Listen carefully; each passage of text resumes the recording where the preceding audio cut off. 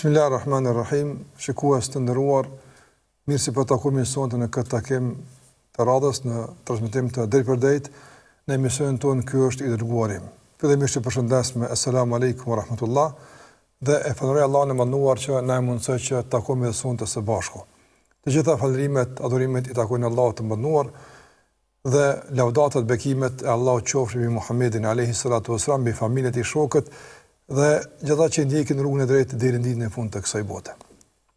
Do të vazhdojmë sonte së bashku në këtë emision me temat tona, me diskutime që kemi filluar kohë më herët.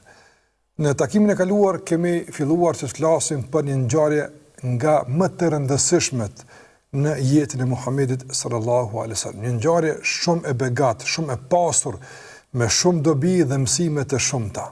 Andaj kjo ngjarje nuk mund të përmbyllet me një emision apo me dy. Kërkon pak më tepër trajtim sikurse e kemi pas edhe me raste të tjera. Kemi filluar të flasim për betejën e Uhudit të ndëruar shikues dhe kemi përmendur atje shkaqet e betejës dhe disa rrethona të rëndësishme që kanë qenë në prag të kësaj beteje. Duke pas parasysh faktin se një sure e madhe e Kuranit flet për këtë betejë, madje një hapësirë e madhe në këtë sure është e rezervuar për trajtimin e kësaj beteje, jep me kuptuar se është betejë shumë e rëndësishme. Sot është dashur të vazhdojmë me shpalosjen e këtij rrëfimi, mirë po duke pas parasysh se edhe në emisionin e kaluar nuk patëm mundësi që të hapim mundësi të telefonatave kohë të gjatë dhe po grumbullon shumë pyetje që timin në hap edhe me kërkesat e juaja dhe pyetjet që po vijnë përmes mesazheve. Sonte prap kam vendosur që ta hapi komunikimin që nga fillimi i emisionit dhe përmes numrit të shfaqur në ekran të juaj mund të inkuadrojeni direkt në emision sonte, nga se sonte kemi pyetje dhe përgjigje. E pastaj do të vazhdojmë inshallah edhe me trajtimin e temës së betejës së Uhudit. Derisa të bëhet me dije nga regjia se ka telefonat, unë dua që të lexoj disa pyetje që kanë përmes mesazhit. Thotë, a mund të jesh musliman i mirë pa falur namaz? Këtu janë dy gjëra. A mund të jesh musliman pa fal namaz, edhe a mund të jesh musliman i mirë pa fal namaz? Namazi është nga obligimet më madhore në Islam. Madje nuk ka obligim praktik më i madh se namazi. Besimi në Allah është obligim më i madh.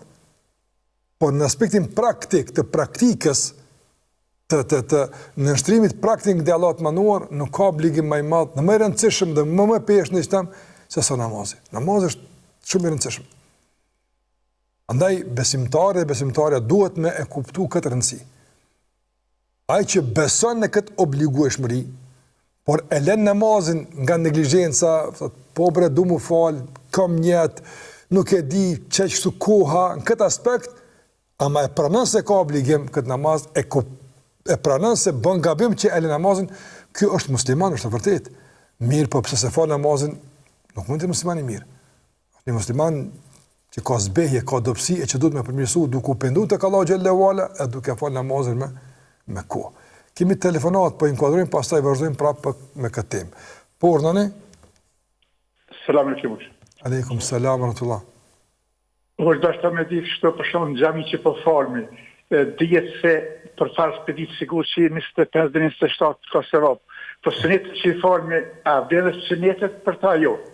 Po e qartë e kuptum, po falmi. Edhe pyetja ditë se ke mundsi. Po veçorë. Po për shembull aty rast nevojë kur të vdes dikush, e adetet tona janë për shembull mosjell. A është abditat në çfarë? Nëse më na tregu Allah së probleshte, selam aleikum. Aleikum salam. Po. Andaj nuk duhet për namazin, domthon ai që lën namazin e dobëson mos të madhe besimin e tij. E rëndon shumë gjendjen e tij tek Allahu i bënduar. Andaj është me të vërtetë shumë e rrezikshme njeriu me vdek pa fal namaz. Njeriu me vdek pa u pendu tek Allahu i mënduar për mosfalje dhe pa filluar me fal namazin.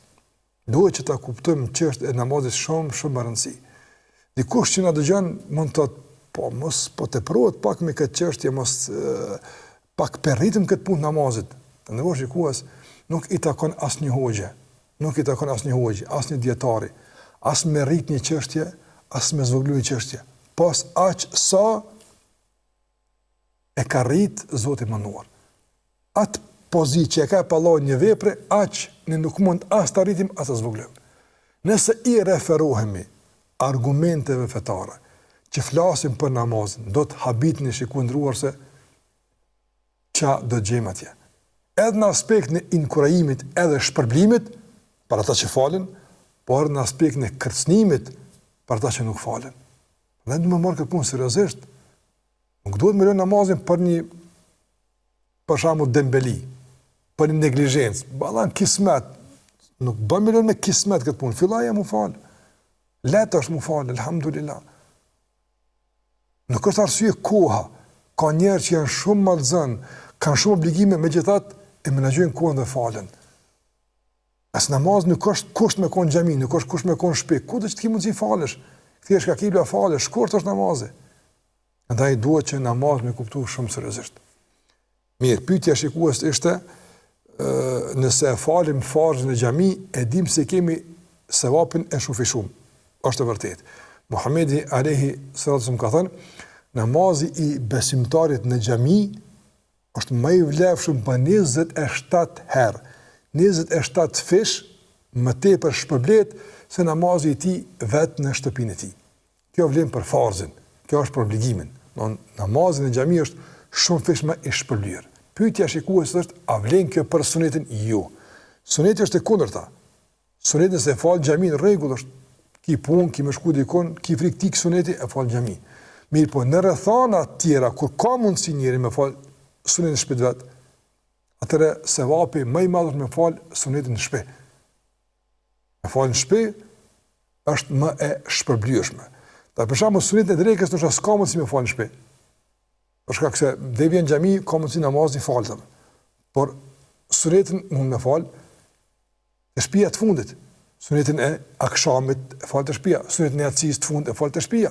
Ka mundsi me fal të shtëpia. Ka mundsi sunetin e sabatit e fal të shtëpia.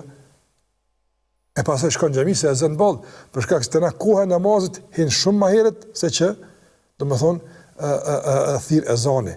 Edhe pastaj pe ezanit presin koqa shumë çdo xhami deri në kamet, andaj ka mundsi njeriu në rrethana të zakonshme me fal sunetin e sabatit të shtëpia, pastaj me shku xhami me fal farzin.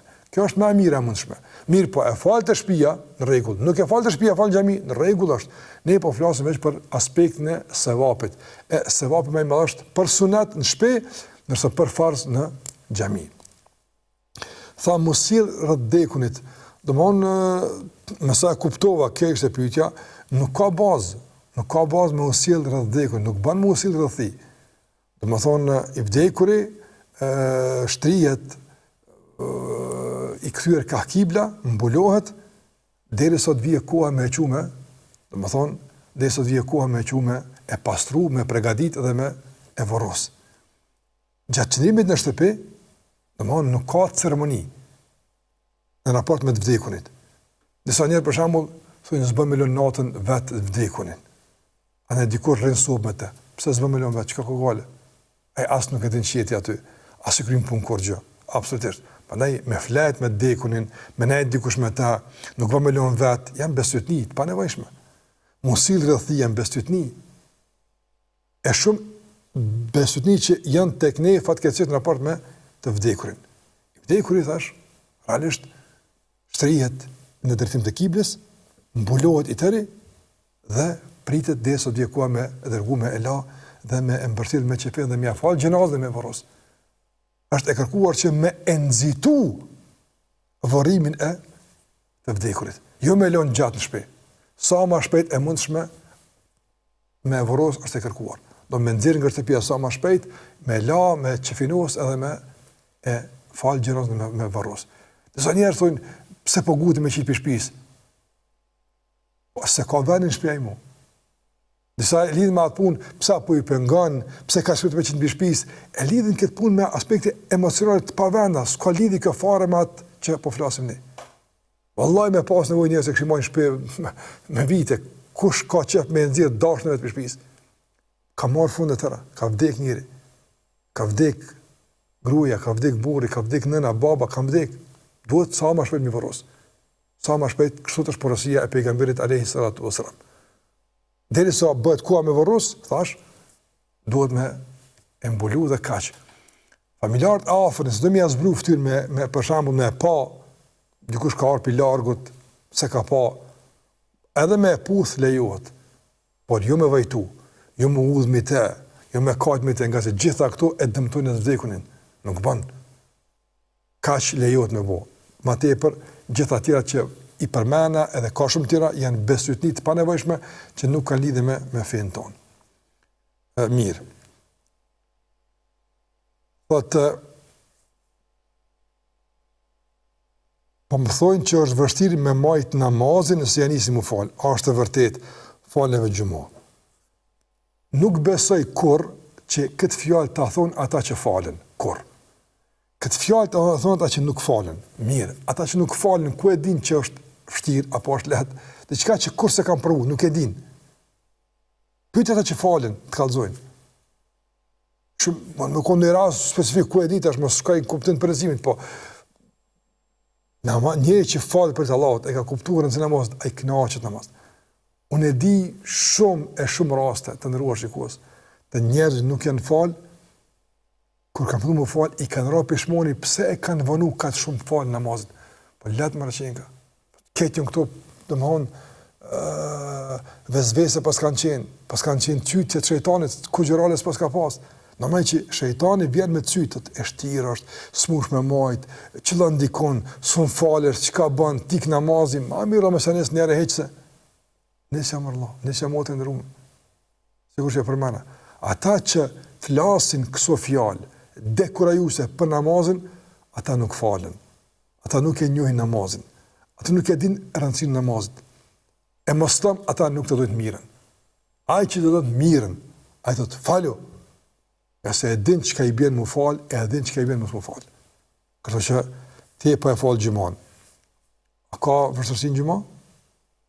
Po ka njerë që thujnë në gjumon e është tirë mu falë.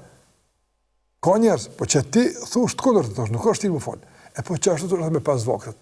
Nuk është tirë mu falë, letë është mu falë, alhamdulillah. Pastaj të ndërruar shikues, mos harrojmë, namazi nuk është obligim që e krymë ne karshi krijesës, karshi njerit. Me shku 5 herë një me taku dikën, nuk është kështu. Do të ishte shumë e vështirë. Po është takim me Allahun e mënduar. Nuk bëhet mbi bazën e forcave tona. Nuk bëhet mbi bazën e menaxhimit ton. Jo, është vullneti joni, po. Është një hap që ne e qesim në raport me namazin për me fal. Tjerat janë lehtësim pi Allahut mënduar. Allah e lehtëson. Habitesh.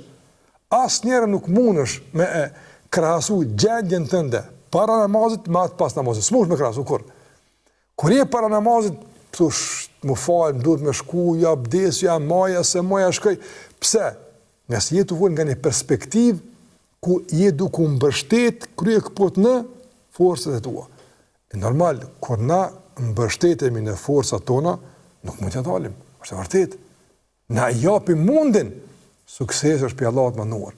Ai që don më fal, ajo që don më fal, edhe e qesin hapin e dur në këtë tim. Fillojnë, kanë muhabit me lehtësimet e Allahut që vinë në raport me falë namazit. Në raport me menaxhimin e kohës për minajt namazit, gati që është duhet. Dhe gjitha këto fjallë dekurajuse, këto fjallë që janë një lloj zhgënjimi, nuk qëndrojnë, nuk janë vërteta. Më falë është lehtë. Musliman me konë është lehtë. Më përshkak se gjithçka që Allah ka kërkuar për ne është e dobishme për neve. Është në përputhje me mendjen e pastër, me natëshmërinë, me anën njerëzore. A din kur është Islami i vështirë? Atëherë kur dominojmë nga epshi. Pasi Islami do me e kthy epshin në binart ku i takon, e epshi nuk don. E kur epshi reziston, këtu pastaj ka vështirësi. Jo për shkak se Islami është i vështirë, o për shkak se i kemi dhënë hapësirë shumë më tepër se që e meriton epshi, dhe tash me e kthy epshin në binar që i takojnë, duke kufizuar atë, duke e menaxhuar dhe e kontrolluar, kjo është e vështirë. Kjo është e vështirë. Por këtë vështirësi ne kemi shkaktuar, jo namazi dhe jo Islami. Por ai që ka Islamin, domthonë të kuptuar drejt, ai që e menaxhon vetën e tij, e menaxhon kujtën, epshin e tij, Islami është i lehtë, për shkak se Islami i shërben njeriu. i shërben në lehtësimin e jetës, i shërben me shujt shumë dilemat mbreshme që i ka, duke ja përgjigjet e duhura. Islami ndihmon në ndërtimin e urave të komunikimit të tjerët. Islami ndihmon me kuptuar ngjarjet, zhvillimet, sprovat, problemet, me kuptuar ç'është duhet. Dhe gjitha këto njeriu ka nevojë. Dhe kjo është lehtësim që vjen nga Islami, nga feja jonë e dashur dhe e bukur. Nëse thash është e vështirë për kë? Për përtacin, për epsharakun, për lakmiqarin, po, për Islami godet në palc dembelin, e lakmin, e pangopsin, duke e orientu njeriu në binar e duhur të asaj që është në përputhje me arsyen e shëndosh, me mendjen e shëndosh dhe me natyrshmërinë e pastër të njeriu që Allah e ka krijuar në të, në kërkim të besimit dhe adhurimit ndaj Allahut të mënduar. Mirë, po kur duhet me fillu me agjëru para haxhit? Nuk ka agjërim obligativ para haxhit. Agjërimi obligativ ka përfundu me Ramazan. E këna ky Ramazan ka përfundu. Tash, para haxhit janë ditët e Dhulhijhes. 10 ditë e Dhulhijhes. Non, dita e 10 e muajit Dhulhijhes, dita e Bajramit. 10 ditë para Bajramit, 9 ditë respektivisht para Bajramit, dhe dita e 10 dita e Bajramit janë ditët më të mira të jetës. Ditët më të vlefshme për adhurim, për përkushtim, pendim, kthim te Allahu xhallahu ala, ditë më të mira. E në këto ditë është i preferuar edhe agjërimi kur sa ka mundësi. 10 e Dhulhijhes. Kemi folë gjithmonë për to 10 ditë sa është afru koha. Prandaj dita e Bajramit dhe 9 ditë para Bajramit janë ato 10 ditë që janë ditë e haxhit, që është e preferuar, madje e rekomanduar që të ashtojmë intensitetin dhe dinamikën e adhurimeve në vazhdimsi që të shfrytëzojmë mundësinë e fitimit të shpëlimeve të mëdha që dalin nga kuptimi i ajeteve dhe hadithit të pejgamberit që flasin për këtë ose për këto ditë, 10 ditë e Dhulhijhes. Am pranojnë lutjet nëse nuk bin në sejdë për vetëm ulur. Nuk është kusht me bëj dua në sejdë. Sejdë ka të bëjë me namazin. Fal namazin i bën sejdët. Edhe nëse s'bën dua në sejdë nuk prish punë. Me rëndësi që kur bën dua, kur bën dua, me qiu durt. Me bëj dua. Kjo është e preferuar, kjo është e kërkuar. Ulur mundësisht, nëse ka mundësi më kthy ka kibla, është mirë më kthy ka kibla, nuk është kusht me i bashku durt edhe me bëj dua. Me fillu me falim dhe Allah, o Allah, ty takon falërimi, o Allah, ti e kryuesi jonë, ti e furnizuesi jonë, ti e kujdestari jonë, ti na ke dhënë gjithmonë, ti na jap gjithmonë. Pastaj me dërgu salavat në pejgamberin, Allahumma salli ala Muhammed, o Allah, dërgoj lavdatat e bekimet e tua mbi Muhammedin e sa, mbi shokët e tij, familjen, pas një farë hyrje në komunikim. Pastaj e treta me kërku falë tek Allahu azza, o Allah më fal me gabimet e mia. Edhe pse jam mëkatar, edhe pse jam i dobët, edhe pse kam shimet e mia, megjithatë gjynzohem para teje, para madhërisë tënde. Jam i varur, kam nevojë për ty, ndihmo më Zot. Dhe fillon me kërku lutjen që ke nevojë për të. Kjo dua është nga formulimet më të fuqishme, më të kompletuara që besimtari i drejton ka Zoti i mënduar. Nuk është kush me konsejdë, mjafton që ti ngri duart ka Allahu xhallahu ala dhe në mënyrë të edukuar dhe të dur t'ja përçon mesazhin e lutjes së tij Zotit të mëdhenuar. Thot, a duhet me lexuar më shumë Kur'an në ditë e Dhulhijhes? Në padyshim që po. Më shumë Kur'an, më shumë namaz, nafile, më shumë përmendje të Allahu xhallahu ala, sa më tepër përmendje të Allahu xhallahu ala, më tepër bamirësi, kontribut, sadaka, sjellje të mirë, gjitha këto janë të kërkuara gjithmonë në veçanti në 10 ditë e Dhulhijhes. Të ndërrosh shikues, 10 e Dhulhijhes janë ditë me vlerë. Dhe fatkeqësisht shumë njerëz nuk i kushtojnë vëmendje për shkak se janë ditën, ka dinamik, nuk lidhet diçka me ta në kuptim të obligimit dhe pak njerëz e shfrytëzojnë 10 ditën e parë të Dhulhijhes. Për dallim, për shembull nga 10 nesër i Ramazanit. Tash kohët fundit elhamdulillah ka filluar kogja më ngjall aktiviteti në 10 nesër e Ramazanit. për shkak se njerëzit kanë kuptuar se janë me rëndësi nata e Kadrit, edhe organizohet alhamdulillah në xhamia të ndryshme, organizohet edhe namazi i natës, njerëzit shkojnë namaz natës, kemi pa edhe këtë Ramazan xhamiat plot kanë qenë me besimtar, madje si ka zënë xhamia duke u fal namaz natë. Namazi i natës është vullnetar. Vullnetar është. Por megjithatë, pse u vullnetar, pse ka qenë natën, kanë shkuar në fal pse? Është sevap më fal në 10 ditë në fundit në kërkim të natës së Kadrit. Të ndërrosh shikues 10 dishi i Dhulhijhes është më i vlefshëm se 10 dishi i fundit i Ramazanit. Nata e 10 dishit fundit është më e vlefshme të Ramazanit. Por dita si ditë për ndëndilli, ditë e Dhulhijhes më të vlefshme të mundshme. Edhe nata është shumë e vlefshme, por ditë janë shumë vlefshme. Po Ramazan ka ambient, jo agjerimi, jo teravia, jo namaz natës, dhe njerëzit e shfrytëzojnë më mirë. Në 10 ditën e parë të Dhulhijhes s'ka aktivitet, s'ka diçka obligative, për haxhler që në haxh, po na jemi domthonë në realitetin e haxhive, na jemi në realitetin tonë me dinamikën e jetës tonë. Andaj kërkon një vetëdijsim paraprak, një kujdes shumë më i madh në shfrytëzimin e 10 ditëve të Dhulhijhes. Prandaj mirë që tani me fillu më përgatit, me dëgju ligjërata për Dhulhijhen, me u informu për rëndësinë e Dhulhijhes, me diskutu edhe mbrana familjes për Dhulhijhen, po vjen Dhulhijja, çështë organizohemi, hajde do punë që kemi më kryesor të kryjmë pak më herët, që në Dhulhijhe të jemi më të lirë, që gjatë ditës kemi më tepër kohë dhe hapësirë që të përkushtojmë në adhurime, të përmendim Allahun më shumë, të lexojmë Kur'an më shumë, e kështu me radhë. Mu përgatit, çish përgatitemi për Ramazan, dhe çish përgatitemi për 10 ditën e fundit të Ramazanit, të përgatitemi për 10 ditën e parë të Dhulhijhes.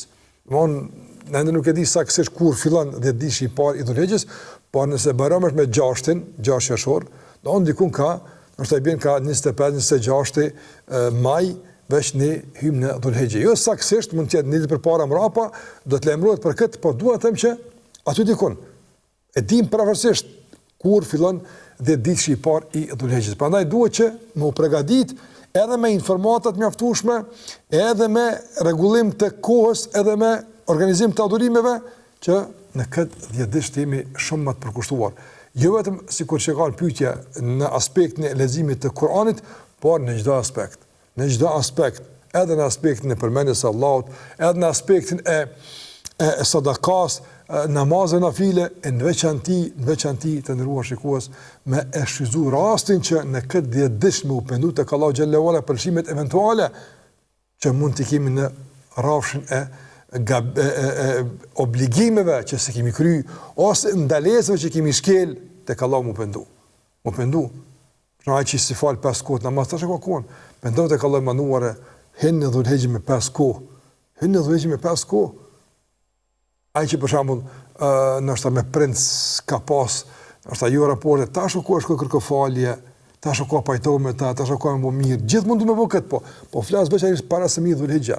Bashkë me zveti, domthonë ta pastrojnë sa të kanë mundësi raporti me zveti, të shtojnë respektin, dashninë mes tyre, ka se Allahu xhallahu don më na pa mirë gjithmonë, në veçantë në këto sezona kaq të vlefshme sikur është 10 ditë i parë i Dhulhijhes. Andaj të ndërtojmë një qasje më konstruktive, më të përgjithshme, karshi asaj që Allah e ka madhnu, edhe na ta mandojmë, edhe ta respektojmë, edhe na ta nderojmë, për shkak se ka vlerë pasi Allah xhallahu ala e ka nderuar dhe e ka vlerësuar.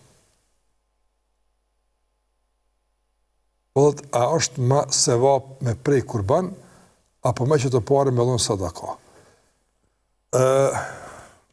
Sevapi të ndëruar shikues nuk është në dorën tonë.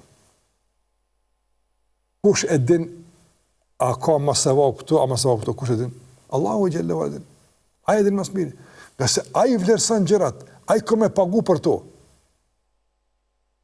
E neve Allah na ka mësuar përmes fjalës së tij në Kur'an, edhe përmes udhëzimeve të Muhamedit sallallahu alaihi wasallam, na ka mësuar që me ditë cila vepër ka më shumë vlerë se sa tjetra. Cila është më obligim se tjetra. Cila është vlerë më shumë se tjetra. E nëse kthehemi në udhëzimet e fesë tonë, në udhëzimet e Kur'anit, edhe në udhëzimet e Muhamedit sallallahu alaihi wasallam, do gjejmë se për Kurban Bajram, më e vlefshme, madje shumë më e vlefshme është me thirr kurban se më sadaka. Sot me vetë dikur për shembull, hoxh, a më mirë me një smuti, me bie ilaçe, a me në kurban, me siguri i them që në këtë rast ne më smutit me bie ilaçe. Për shembull, ka situata kur kurbani është më i vlefshëm, ka situata kur sadaka është më e vlefshme. Prandaj nuk duhet me përgjithësu, me thonë që gjithmonë është më mirë kurban me prej. Jo, nuk ka çashtu. Ose më thonë gjithmonë është më mirë sadaka me thonë, jo, nuk ka çashtu. Ka kohë për shembull sadaka përkthehet në forma tjera, jo vetëm në dhënie në aspekte materiale. Domthonë edhe kurbani është sadak, se ti po paguam me paratë tua, mishin ti po e shpërndan, nuk po merr këtë për veti, edhe kjo është sadak. Por sadak e një forme tjetër, jo sipas asaj që ne mendojmë që është më mira. Nga se këtu tash kemi edhe në shtrim të Allahut mënduar. Në rresht japim sadaka pse? Për shkak se Allahu na ka mësuar. Ne duhet me ekzekuoj çka është më e dobishme, çka Allahu më shumë paguon për të, që të na vlerësohet në maksimum mundi jon. Nuk duhet të më fut të ndruar shikues logjikën tonë, logjikisht me këshyr, mish a e han kush, s'pe han kush, ku më quaj, çka më bën, më mirë çojë parë. Jo, këtu s'ka logjik. Këtu ka në shtrim. E din Allahu më mirë çka duhet. E din Allahu më mirë çka duhet. Qëse logjika mund të jetë emocionale. Mund të jetë për shembull, mund të jetë selektive. Jo gjithanshme. Prandaj në Kurban Bajram nuk duhet më ngjak si dilema. Njerëzit tan vit nuk pyet për shembull, a më mirë po duhet sadak, po a më mirë sadak, a më mirë kurban. Por gjatë tan vit nuk vet. Kur vjen Kurban Bajrami, gjallë dilema interesante. Jo kurbani, jo spahat mishi, jo më mirë me një munit smut, po në me e këtë smut një vjetë, ku e konë me një munit këtë smut një vjetë? Ja bashkë në Kurban Bajram për të bënë para ta? Ja për para ke pas para. 10 euro, 15 euro, 100 euro, sot e kuft. Këtë vitë është hapsir me një munit smutin. Këtë vitë është hapsir me për sadaka. Kur vjen Kurban Bajrami është një ditë në vjetë, qatë ditë therim Kurban kush ka mundësi. Therim kurban kush ka mundësi. Ai që ka mundësi me thirr kurban e ka obligim me thirr kurban. Nuk ka shka kurban ka shëtjesht. Domthon ka mundësi, në çfarë kuptim ka mundësi? Domthon e paguan çmimin e kurbanit dhe i mbeten mjaftueshëm tolla për të mbulu shpenzimet elementare të domosdoshme për muajin që e ka lënë. Nëse muajin tjetër e ka pagën, vjen paga, vjen hyrja tjetër e tollave. E paguam kurbanin dhe nuk shkaktohet tërmet në të hyrjet e tij. Nuk ka nevojë me i borxh me marr kurban. Jo, s'ka nevojë me ngarku veten. S'ka nevojë me veten keq. Kryo obligime që ki, se të mbeten para për kurban, atëherë e thirr kurbanin. Po duke ulshuar në për luks, në shëtitje edhe në gjëra ansore që s'janë të domosdoshme. E pastaj themi, valla s'po ka mundësi, nuk është kjo e arsyeshme. Nuk është kjo arsyeshme. Prandaj, të ndrosh shikues, me thirr kurban ka shumë sevap. Vallai ka shërbim madh tek Allahu mënduar. Është për të mirën tënde, të familjes tonë. Ruajtjes në çdo aspekt të shtëpisë tënde, të familjes tënde. Kurban nuk është thjesht një thërrje e një kafshë, shumë më tepër se kaq. Është një simbol i Islamit. Është një madhrim i Allahut te barekota, nga se Allahu xhallahu e ka madhnuar. Duhet të madhojmë atë që Allah e ka madhnuar. Jo të ngjan drema të caktuara sa herë vjen koha ndonjë adhurimi. Ja, për shkak sa herë vjen koha e haxhit, ngit drema. Jo haxhi shtrajt, jo me këtë parë kështu me bosh shkolla, po bani edhe shkolla një vjet. Bani me parë tjera shkolla, spitale, duhet me bëj gjitha këto. Pa kreti kemi shteri, kemi dhënë veç umet punë haxhive. Këto drema janë jo të mira, jo njerëzore, se ka njerëz që mbledhin para për aq ta jetën e vet apo. Pak kanë ata njerëz që për një vit i ka bu parë për aq, pak janë.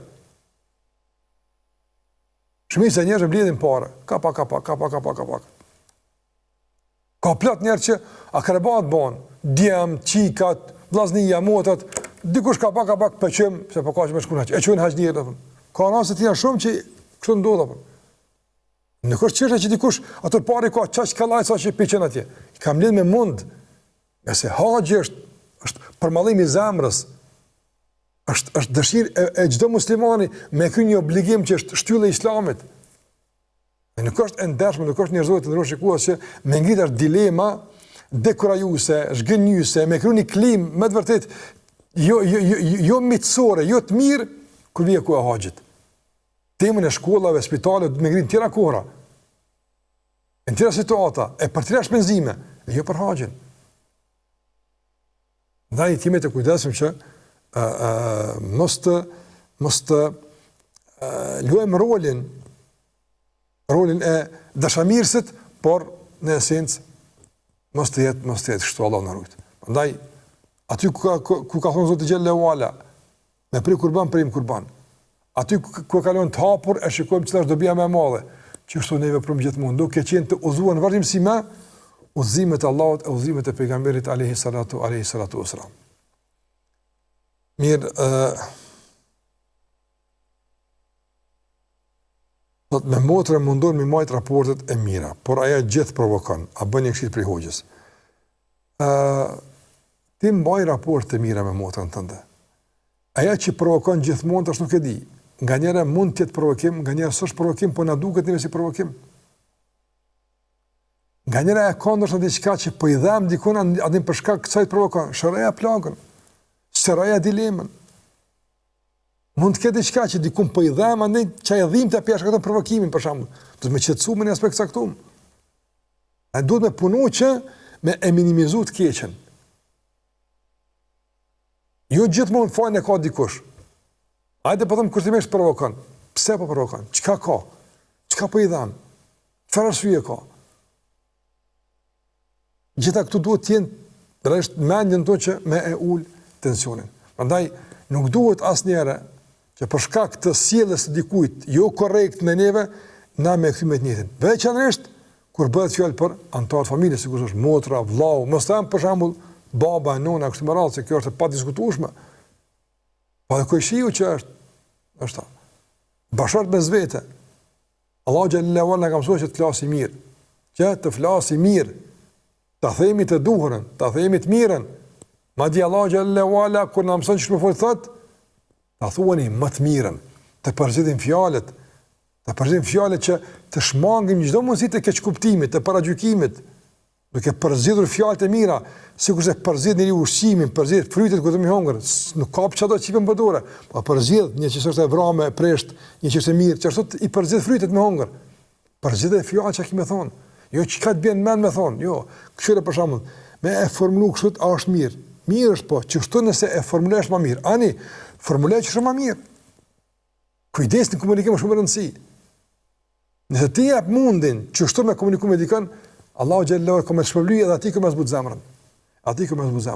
Prandaj na duhet me qenë të kujdes me fjalët tona, në vlerësimet tona, në gjykimet tona.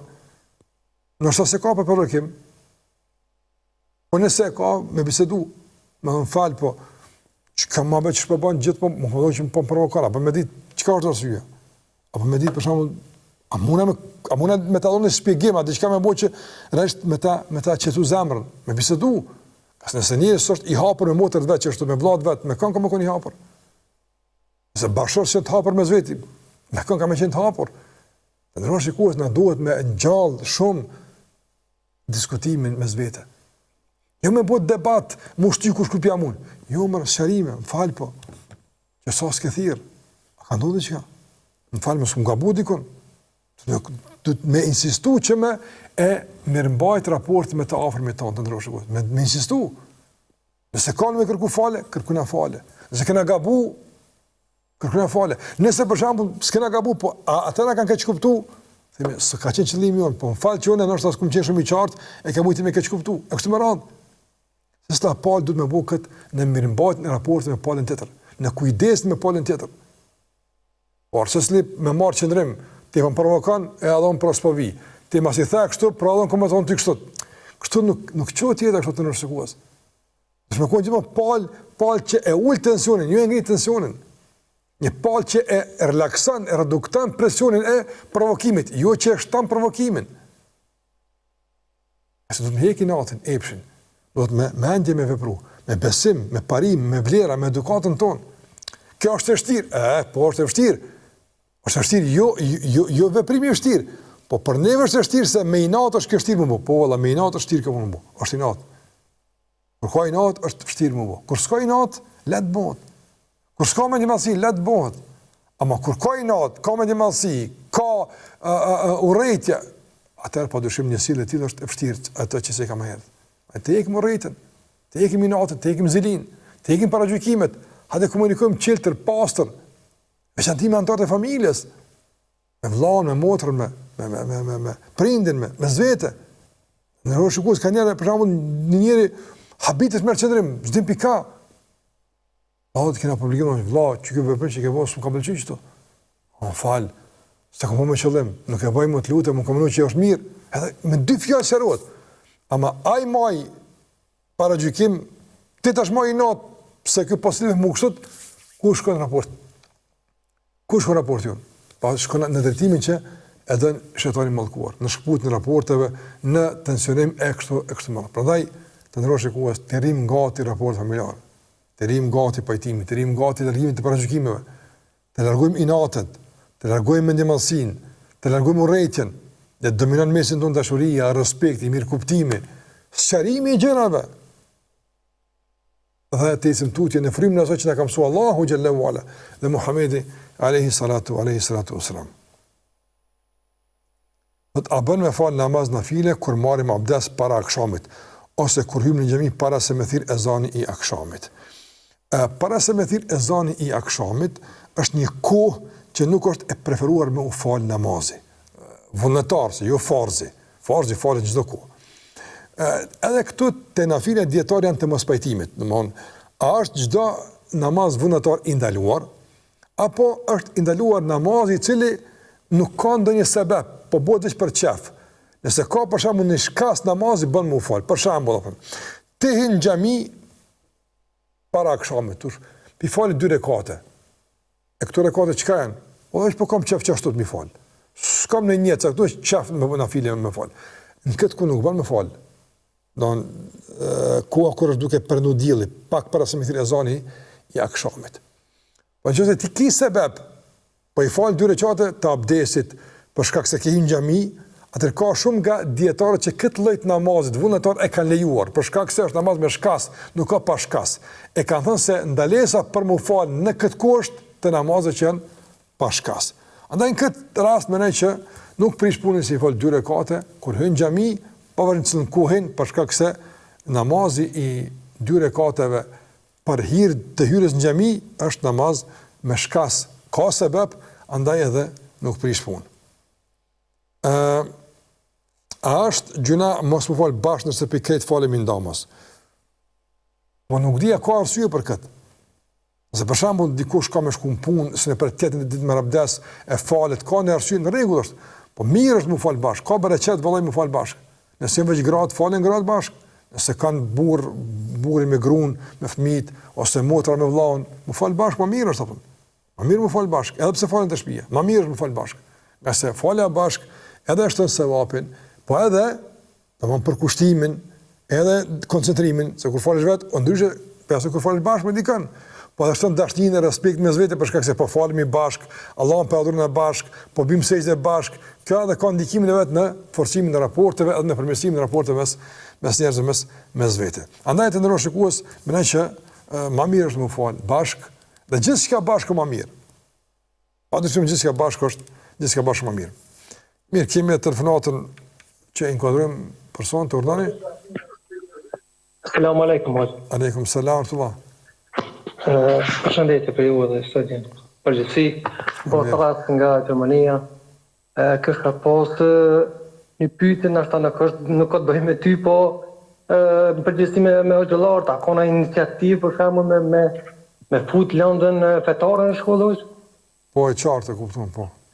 Edhe një pyetje, se unë përshka tash jam që 2 vite veç në këto në Gjermani, djalim ka met atë në Kosovë, ka mushë veç 18 dite, po elhamdulillah është mirë në rrugë drejt, po kam frikë tash edhe për rinjin se për shaqe kanalet të YouTube, këto që kanë rrojnë TikTok, e shumë të rrezikshme, po kupton për rinjin, edhe realisht po më kujtohet tash një thënie e dietorit madh Hoxha Kopasivi që thotë kanale televizive se këto mjetet e informimit tash janë më të rrezikshme se ajo bomba atomike në Hiroshima që kanë, domethënë fjale para 20 vite nga. Këtë sa herë që kam thirrë në PIS TV, e kam kërkuar nga hoxhallar të tjerë edhe nëse më kisha mujtë edhe nga ti 2 fjalë për hoxhën Jakob Hasipi kisha pas nder se kam shumë respekt atë njeri dhe elhamdulillah jam i udhëzuar pak edhe prej tina. Që falje edhe kohët namazit, sa ka mundësi realisht normal. Sa bën elhamdulillah nuk mi kur, po që jam tash këtu, po mbjem me punu gatë, baush të dhe sene, po elhamdulillah për Allah, sa bën të në herët e kam akshamin tash vetë se e falje, se tash të në ka i akshami, e jatim të qapë mëj. Faleminderit të për kohën. Kalo mirë, faleminderit shumë Allah të forcof, kalo shumë i zëtë mirë, faleminderit. Amen, inshallah. Mirë, kemi telefonat inkuadrojmë, urdhani? Alo, urdhani? Dy është me vetë rëgjën pak për para e ngorë për që ta falje, për që ta që po kërkon rëgja ka shumë. Unë i gjazër të një vetë bona, për e thamë, për pjesë rëgjën. Falë, të rikur mu, kjo në falë dikane dhe dikush të të falë. Rëgja për e për dhja ta, se unë e vetë falë në gjami, ama i kjo nuk të di pëse, që dikuj në me falë, dikush po me dënë që për bodalë për në hanë. Që na jemi muslimane, po falmi në gjamiët, po falmi 5 vakte. Kjo e vërtet. Shumë mirë e tha Hoxha, po bashkë po më vend që ditë, pse po me ndojnë gjinja që ka qka laj, është të falsh për çdo ditë, për çdo ase, po vend ma halli për jesë mi kërkon. Po të zuhet i sholaj një. Pranumë shumë. Amin. Edhe nja, vjeshta me vetë Hoxha, a ko kush, e mshirë gjamien mësë me dalë më falë që ose sënë ditë e gjuma ose këto qirat mësë me dalë në stafë të parë. Unë e kësta kom shpuna për gjamin, kom dalë në stafë të parë. Që përshemë, në fshatë të rajës, e qesin një tavolin, më falë kanë stafë të mravë, përshemë më falë. Gjamia është e kejtëve, së është viqenja ati qitër të pave të pasë se dikujna. Se kush do mund më qu prej këtë duhet dvend, mund më shku më falë në statë parë. E jërë falët kanë. Unë për vjetit jam falë, ku kom hinë jam falë statë parë. Unë nuk të di Hoxha, a janë të tritë. Qatë Koranin atë mësu, apo në rishje. Na nuk kina në kodë komunizmit. Vëllë unë e ku në kanë rajë, në kanë afiske, gudzo me përmejnë. Asenin me shku në gjami, pas në bajra. E sot, më bon kjo, po më vend që li. Po, kuptum, falmerit shumë. Që ka është di, është të falmerit të juve, selam aleikum. Kalesh aleikum, selam aleikum, së falmerit. Regullë dhe me kaqë dhe e përfundojmë mundësine e inkuadrimit me telefonata, me që keni të pyetje që kërkojmë pak ma shumë ko. Iniciativa për lanë fetare ekziston, është iniciativa e njohur, e ripërsëritur me 10 herë e Bashkisë Islame të Republikës së Kosovës, e përcjellur përmes imamëve në raste të ndryshme dhe presim që kjo të jetësohet në mënyrë më të mirë të mundshme. Kosova po kalon për situata nganjëherë jo stabile, edhe po ndërhyjnë rasti për rast që kjo temë është të prolongohet, mund të shtyhet, po patjetër duhet të plotësohet me që është standard perëndimor që njerëzit ta mësojnë fenë për shkollat e tyre gjithkush në bazë të përkatësisë edhe në bazë të orientimit që e ka. Ne po shpresojmë që kjo kërkesë e vazhdueshme, e kahmosshme, e ripërsëritur me 10 herë e Bashkisë Islame edhe hoxhallarëve të hasë në mirëkuptim të organeve përkatëse edhe që kjo të jetësohet, që Kosova të avancon në këtë aspekt, duke garantuar një ambient ku garantohet edhe e drejta e mësimit të fesë. Shpresojmë që të ndodhë. Për te fjallës nuk kemi asgjë më tepër, prandaj fjala besoj që është mjaftueshëm mjet i rëndësishëm që të përqohet si mesazh dhe kërkesë e popullit për një lanë të këtillë. Lutim Allahun që Allah të na gëzon, të na mundson që kjo të jetësohet në mënyrë më të mirë të mundshme dhe që plotëson kërkesat e komunitetit. Sa përket rinisë që është rrezikuar, është vërtet rinia që është rrezikuar, por ne duhet me kuptuar se nuk duhet me u gjyzu ka shi rrezikut, gjithmonë ka pas rreziqe. Mirë po, dallojnë rreziqe është vërtet, në të kohët kaluar nuk ka sikur sot. Mirë po, nëse njëri ka imunitet mjaftueshëm, ka edukat mjaftueshme, i rrin gati gjërave si duhet, rrinë shoqërit mirë me punë që i përkasin, besoj që me lenin Allah xhallahu ala këtu rrezik me qenë larg prej tij. Se përket asaj që kërkove me fol për Hoxhën Mulla Jakupin, Allah më shëroft, sinqerisht për Hoxhën e madh edhe për dietarin e famshëm, për kontributensin e madh të çështjes islame, nuk mund të flasim me një përgjigje me 2 fjalë me 3 fjalë. Ajo është jetë e tëra. Ajo është kontribut i madh. Ajo është diçka që kërkon ndoshta edhe më majt simpoziume, seminare, realisht që shpërfaqin madhështinë e punës që e ka bërë Mulla Jakupi, duke pas parasysh rrethon dhe kohën kur ai ka jetu, në ndikimin e madh që ka lënë të pashlyeshëm në kohën kur ai ka jetu, e që gjurmët e këtij ndikimi edhe sot janë të pranishme. Unë jam një fryt i produktit të Mulla Jakupit, jo veç ti ajaj, të gjithë ne kemi përfituar në formë caktuar nga Mulla Jakupi.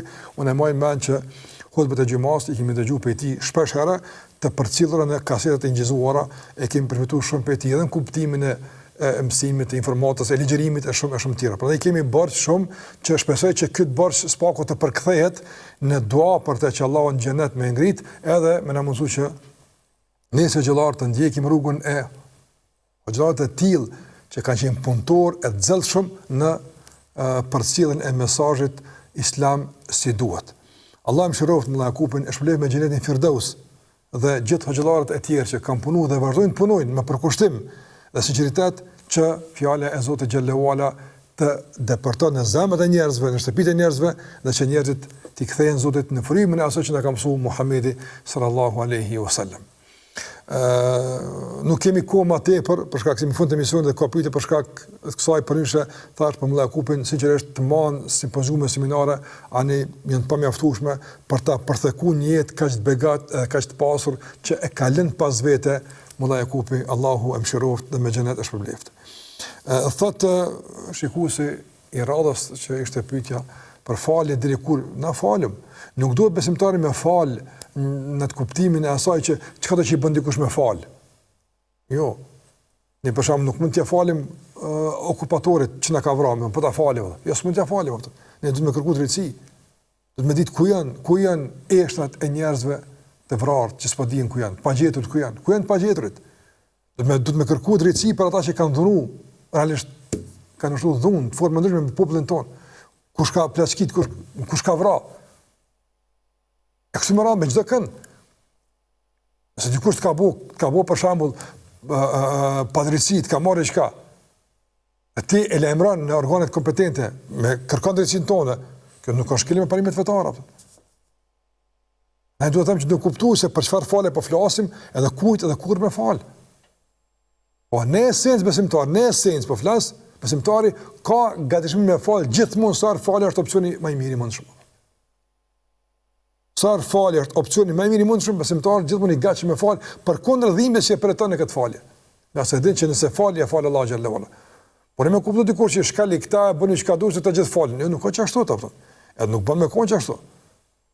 Për shkak se besimtari din me kon falës, din me kon i mëshirshëm, do me kon kështu, por din me kon edhe mbrojtës i dinitetit, i karakterit, i moralit, i pasurisë tij.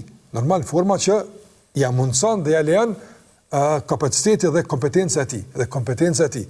Mos më të kalu kompetencat. Pa do të thonë që nuk duhet të kuptu falën si naivitet. Jo, falja është burrni. Falja është gest human. Falja është me të vërtetë akt i guximshëm që nuk mund ta bën gjithkush. Por kur është me vën edhe kur është në drejtimin e duhur. E për këtë lloj falje po nxitim, padyshim, për këtë lloj falje po nxitim, për atë falje që ul tensionet, që realisht kufizon mundësinë për shkallëzimit të problemit edhe të tjerët. S'ka nevojë, me çka do si problem të mbajmë këtu, mos të përshkallëzojmë, mos të rritim, mos të futim konflikt ne që s'kan hisin këtë punë. E nga njëre për me nalë këtë përshkallëzim, mundësia vetëm është falja. Allah në mësoft, nga nuk është letë me falë. Edhe në fund, është më falë saftë parë. Gjamia është e gjithve, edhe kush do që vini parë në gjami, ka drejt më ullë për para, edhe duhet më ullë për para, do me plësu savat dhe nga dalë, është e vërtej që ta edhe shikus në ruar, se ka gjematli që vinë gjami, edhe ullet në qësh, ullet mes gjamis, edhe pengon, më mush safi, se pritar me shkuat e fillim, se tani ka me dalë, do me thonë, ma herët, ose me mujtë me dalë ma herë, e kështu me radhë. Falun sa parë. Sa i parë ka sevap. Po nëse je për gut, ki me dalë me herë, okej, rëndin kënë qërë xhamis, më s'penga njerëz mull, që si të falë namaz, del për xhamis, as nuk e pengon në hyrje, as nuk e pengon as në dalje. Mirë, kjo është edhe ajo që patë mësim të më personte, kjo është një takimi hapur të ndëruar shikues së bashku me juve, që t'japim përgjigjen e këto pyetje të shumta që kanë ardhur përmes mesazheve, po edhe telefonave që erdhën nga ana juaj. Ritakohemi inshallah në takimin e ardhshëm, ku do të vazhdojmë me Lena do të mënduar me shpalosin e ngjarjeve që kanë ndodhur në betejën e Uhudit. Zoti ju ruaj kudo që jeni, ju mbrojtë Allah nga çdo e keqe, nga çdo lig. Dhe atëherë Zoti ju shpëlbejë, ju ruaj. Asalamu alaykum wa rahmatullah.